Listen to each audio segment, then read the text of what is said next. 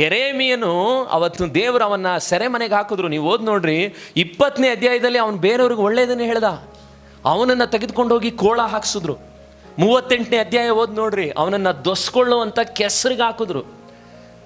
ನೀವು ಅಧ್ಯಾಯಗಳನ್ನು ಬೇಕಿದ್ರೆ ಇವತ್ತು ಮನೆಗೆ ಹೋಗಿ ಬರ್ಕೊಂಡು ಓದ್ ನೋಡ್ರಿ, 37, 21 ಬರ್ಕೊಳ್ರಿ. ಅಲ್ಲಿ ಅವನಿಗೆ ಬರೀ ಡೈಲಿ ರೊಟ್ಟಿ ಕೊಡ್ತಾರಷ್ಟೇ. ಒಬ್ಬ ನಿಜವಾದಂಥ ಸೇವಕ ರೊಟ್ಟಿ, ಕೆಸರು, ಬಾವಿ, ಚೈನು ಇದೆಲ್ಲ ಹಾದು ಹೋಗ್ಬೇಕಾ ಅವನು? ಅವನ ಲೈಫ್ನಲ್ಲಿ ಬರೀ ಏನು ಹೇಳ್ದ ಗೊತ್ತಾ? ಒಬ್ಬ ಸುಳ್ಳು ಪ್ರವಾದಿ ಹೇಳ್ದ. ಏನು ಪ್ರವಾದಿ ಹೇಳ್ದ ಅವನು? ಆ ಸುಳ್ಳು ಪ್ರವಾದಿ 28ನೇ ಅಧ್ಯಾಯ ನೋಡ್ರಿ, 28ನೇ ಅಧ್ಯಾಯದಲ್ಲಿ ಹನನ್ಯ ಅನ್ನೋನು ಅವನೇನು ಹೇಳ್ತಾನೆ ಗೊತ್ತಾ? 3ನೇ ವಾಕ್ಯದಲ್ಲಿ ಹೇಳ್ತಾನೆ, 28:3ರಲ್ಲಿ, ಬಾಬೆಲಿನ ಅರಸನಾದ ನೆಬೂಕದ್ನೆಚ್ಚರನು ಈ ಸ್ಥಳದಿಂದ ತೆಗೆದು ಬಾಬೆಲಿಗೆ ಒಯ್ದ ಯೆಹೋವನ ಆಲಯದ ಸಕಲ ಉಪಕರಣಗಳನ್ನು ಎಷ್ಟು ವರ್ಷದೊಳಗಡೆ ಕೊಡ್ತಾನಂತೆ?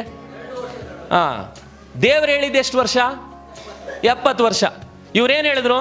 ಸುಳ್ಳು ಹೇಳಿದ್ರು. ಇವತ್ತು ಕೂಡ ಸೇವೆಯಲ್ಲಿ ಎರಡು ಸೇವೆ ಇದೆ. ಒಬ್ಬ ಸೆರೆಮನೆ ಬರುತ್ತೆ ಅಂತ ಹೇಳ್ತಾನೆ, ಅವನನ್ನು ಜನ ನಂಬಲ್ಲ. 2 ವರ್ಷದಲ್ಲಿ ನಿನ್ನ ಪ್ರಾಬ್ಲಮ್ ಕ್ಲಿಯರ್ ಆಗಿಬಿಡುತ್ತೆ. ಅವನಿಗೆ 20,000 ರೂಪಾಯಿ ಕಾಣಿಕೆ ಹಾಕ್ತಾರೆ. ನಾನು ಅಷ್ಟೇ, ಈ ಬಿಲ್ಡಿಂಗ್ ಕಟ್ಟುವಾಗ ಒಬ್ಬರು ಬಂದು ಒಳ್ಳೆ ಪ್ರವಾದನೆ ಹೇಳಿ ಅವ್ರು ಬಿಲ್ಡಿಂಗ್ ಕಟ್ಕೊಡ್ತಾರೆ. ದೇವ್ರು ಹೇಳಿದ್ರೆ ಹೇಳ್ತೀನಿ, ಇಲ್ಲಾಂದ್ರೆ ಹೇಳಲ್ಲ, ಹೋಗಿ ಪರವಾಗಿಲ್ಲ. ದೇವ್ರು ಕಟ್ಟೋವಾಗ ಕಟ್ತಾನೆ. ದೇವ್ರು ಕಟ್ಕೊಟ್ಟಿಲ್ವ ಇವತ್ತು? ಅದಕ್ಕೆ ಯೂಟ್ಯೂಬ್ಗಳಲ್ಲಿ ಗಮನ ವಹಿಸ್ಬೇಕು ನೀವು. ಒಬ್ಬೊಬ್ಬ ಪಾಸ್ಟ್ರುಗಳು ಹಳ್ಳಿಲಿ ಕಷ್ಟಪಟ್ಟು ಸೇವೆ ಮಾಡ್ತಾ ಇದ್ದಾರೆ. ಅವ್ರುಗಳಿಗೆ ಸಪೋರ್ಟ್ ಮಾಡಿದೆ. ಆ ಪಾಸ್ಟ್ರು ನನ್ನ ಹತ್ರ ಸಂಕಟದಲ್ಲಿ ಹೇಳಿದ್ರು, ಅಲ್ಲೋಗಿ ಮಂಗಳೂರಿಗೆ ಹೋಗಿ 5,000 ರೂಪಾಯಿ ಕೊಟ್ಟು ಬರ್ತಾನೆ. ಅವ್ನ ಜೀವನ ಚೆನ್ನಾಗಿರುತ್ತಾ? ಅವನಿಗಾಗಿ ಕಣ್ಣೀರು ಸುರಿಸಿ ಪ್ರಾರ್ಥನೆ ಮಾಡಿ ಭಾರ ಹೇಳುವಂಥ ಎಚ್ಚರಿಸುವಂಥ ಸೇವಕನಿಗೆ ಕೊಡಲ್ಲ. 100 ಕಿಲೋಮೀಟರ್ ಹೋಗಿ ಅಲ್ಲೇ ಅವನು ಸುಳ್ಳಾಗಿ ಹೇಳ್ತಾನೆ, ಬರುತ್ತೆ ಕಾರು ನಿನಗೆ, ಇವನ್ ತಗೋ, ಕೊಡು ನಿನಗೆ ಕೀ. ಯೆರೆಮೀಯ ಏನು ಹೇಳ್ದ ಗೊತ್ತಾ? ಹನನ್ಯ ಹೇಳ್ಬಿಟ್ಟ 2 ವರ್ಷ ಅಂದ. ದೇವರು ಹೇಳ್ತಾರೆ ನೋಡ್ರಿ 12ನೇ ವಾಕ್ಯದಲ್ಲಿ, ಅನನ್ಯನು ಪ್ರವಾದಿಯಾದ ಯೆರೆಮೀಯನ ಹೆಗಲಿನಿಂದ ನೊಗವನ್ನು ತೆಗೆದು ಮುರಿದ ಮೇಲೆ, ನೊಗ ಮುರಿದು ಒಂದು ಪ್ರವಾದನೆ ಹಿಂಗೆ ಹೇಳ್ದ. ದೇವರು ಹೇಳ್ತಾನೆ 13ನೇ ವಾಕ್ಯದಲ್ಲಿ, ನೀನು ಹೋಗಿ ಅನನ್ಯನಿಗೆ ಹೇಳು, ಯೆಹೋವನು ಇಂತೆನ್ನುತ್ತಾನೆ, ನೀನು ಮರದ ನೊಗಗಳನ್ನು ಮುರಿದ್ಬಿಟ್ಟು ಅವುಗಳಿಗೆ ಬದಲಾಗಿ ನಾನೇನು ಮಾಡ್ತೀನಿ?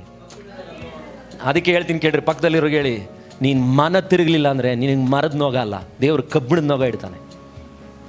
ಕೆಲವು ಪಾಪಗಳನ್ನು ನಾನು ನೀನು ಮನ ತಿರುಗಲಿಲ್ಲ ಅಂದರೆ ದೇವರ ಮಕ್ಕಳೇ, ನಾವು ಇವರು ಹೇಳ್ಬೋದು ನಿನಗೆ ಹಂಗಾಗುತ್ತೆ ಒಳ್ಳೇದಾಗುತ್ತೆ, ಏನು ಒಳ್ಳೇದಾಗಲ್ಲ, ಕಬ್ಬಿಣದ ನೊಗ ಬೀಳುತ್ತೆ ನಿನಗೆ.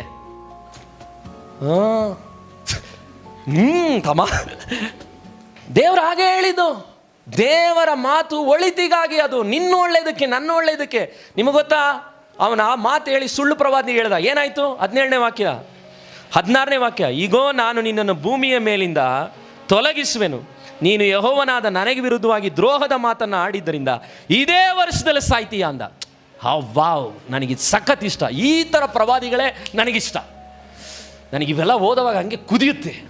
ಈ ವರ್ಷದಲ್ಲೇ ಸಾಧ್ಯ ಕಣೋ, ನೀನು ಹಿಂಗೆ ಹೇಳ್ತಿದೆಯಲ್ಲ ಸುಳ್ಳು. ಎಂಥ ಚಾಲೆಂಜಿಂಗ್ ವರ್ಲ್ಡ್. ಏನಾಯಿತು ನೋಡ್ರಿ 17ನೇ ವಾಕ್ಯ, ಅದರಂತೆ ಪ್ರವಾದಿಯಾದ ಅನನ್ಯನು ಅದೇ ವರ್ಷ 7ನೇ ತಿಂಗಳಲ್ಲಿ ಸತ್ತೋದ. Wow, this is the profit. ಇದು ನಿಜವಾದಂಥ ಪ್ರವಾದಿ.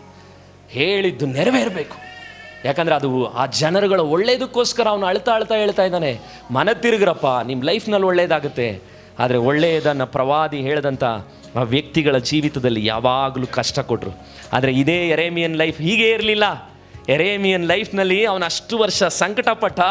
ಮುಂದೆ ನೀವು ಅಧ್ಯಾಯಗಳಲ್ಲಿ ಓದಿ ನೋಡ್ರಿ, ಆ ಸೆರೆಮನೆಯಲ್ಲಿ ಎಲ್ಲರೂ ಎಸ್ಕೇಪ್ ಆದಾಗ, ಶಾರ್ಟಾಗಿ ಹೇಳ್ತಿದ್ದೀನಿ, ರಾಜ ಯೆರೆಮೀಯನನ್ನು ಕರ್ಕೊಂಡು ಹೋಗ್ಬಿಟ್ಟ.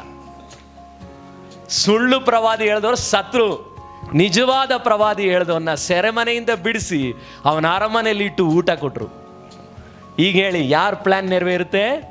ದೇವರ ಪ್ಲ್ಯಾನ್.